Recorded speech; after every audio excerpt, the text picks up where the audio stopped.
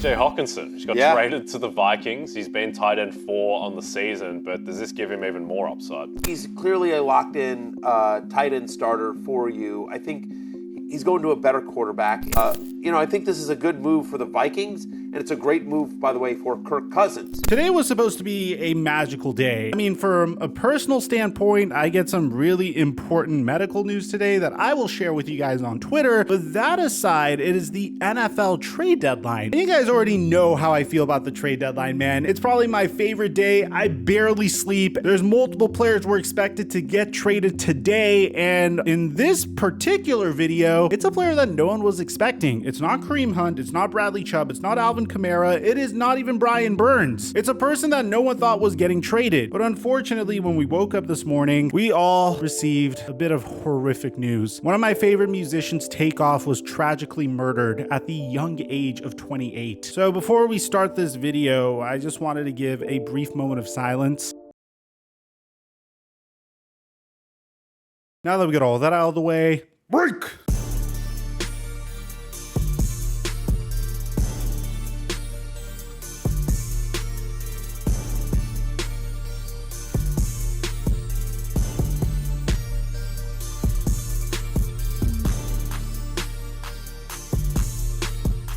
Mic check 1 2 1 2. What's going on, everybody? I think everyone is a Detroit Lions fan in one way or another. Whether it's the fact that you just love Dan Campbell, or if it's the fact that you just watched them on Hard Knocks this past offseason. Maybe it's the fact that they have been a cellar-dwelling team over the past couple years and they finally got it right. Or maybe you just want Dan Campbell to succeed. I know I do. And I couldn't help but feel like this was a team that was trending in the right direction. I mean, on paper, it seemed like they had the proper pieces to compete. They have a very underrated offensive line. They have an average to above average quarterback. They have a running back that could easily be top 5 in the NFL if he stays healthy and taps into his fullest potential. They have a very underrated wide receiver in Amon-Ra St. Brown. We're still waiting on Jamison Williams to make some noise this year, who they drafted this past offseason. And speaking of drafting this past offseason, they selected hometown hero Aiden Hutchinson with the number 2 overall pick. Coming into this season, I wasn't necessarily expecting this team to win their division, but I wasn't expecting them to only win one game at the point in the season that we're in. Regardless, I still felt like this team definitely had the pieces they needed in order to compete. I felt like they had some good weapons in Amon-Ra St. Brown, DeAndre Swift, and TJ Hawkinson, but it appears as though they didn't feel the same way. And to be honest, I don't know if I could get behind this trade, at least from the perspective of the Detroit Lions, because I think this is probably one of the most shocking trades that I have ever seen in my time covering the sport. And it's also a bit of a cautionary tale moving forward, because the individual that got traded in this video, TJ Hawkinson, was the number 8 overall pick in the 2019 NFL draft. I mean, this is a guy that was selected over Ed Oliver, over Brian Burns, over Jeffrey Simmons. And when you see the haul that they got in return for him and the team that they decided to trade him to, it's a little shocking. Because according to Adam Schefter, the Detroit Lions are dealing TJ Hawkinson in its division to the Minnesota Vikings per sources. Now, this is very surprising to me because it's not like TJ Hawkinson was bad at all whatsoever. As a matter of fact, I'd go as far as to say that TJ Hawkinson is a top 3 player on the Detroit Lions. I mean, don't get me wrong, it's not like he's putting up Pro Bowl numbers, but he has been consistent during his time with the Detroit Lions, and he was trending towards one of his best seasons to date as the member of the Detroit Lions with a 15.2 yards per reception average. So trading a man that you drafted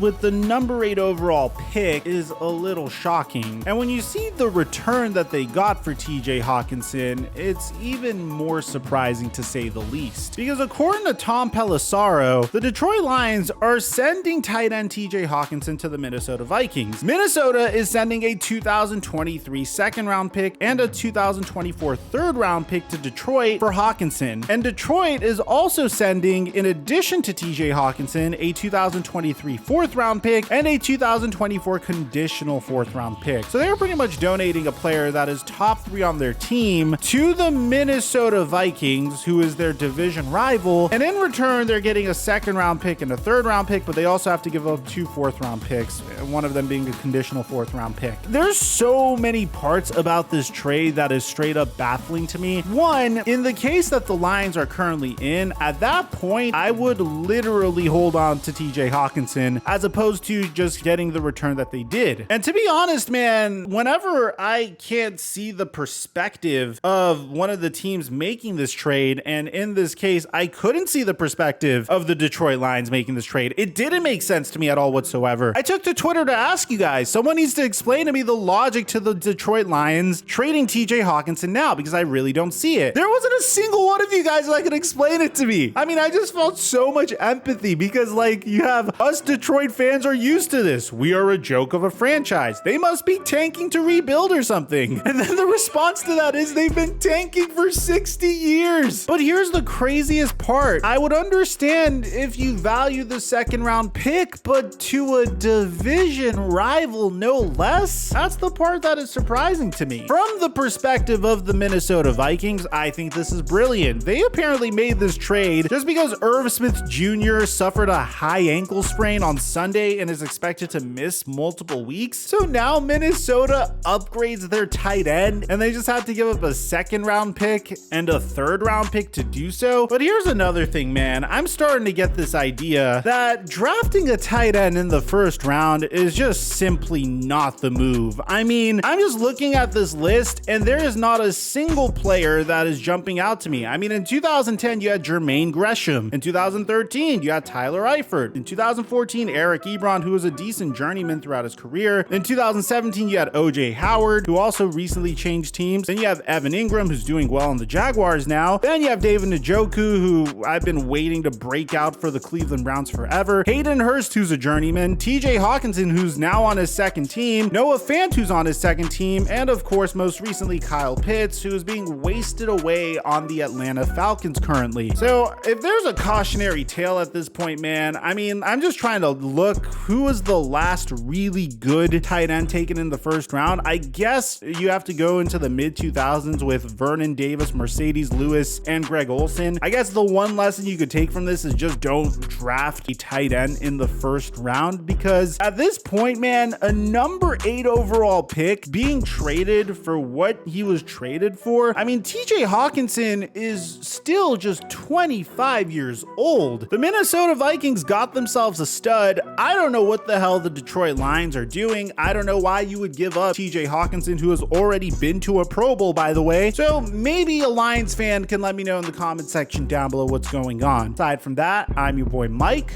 and I'm dropping our mic until our next upload.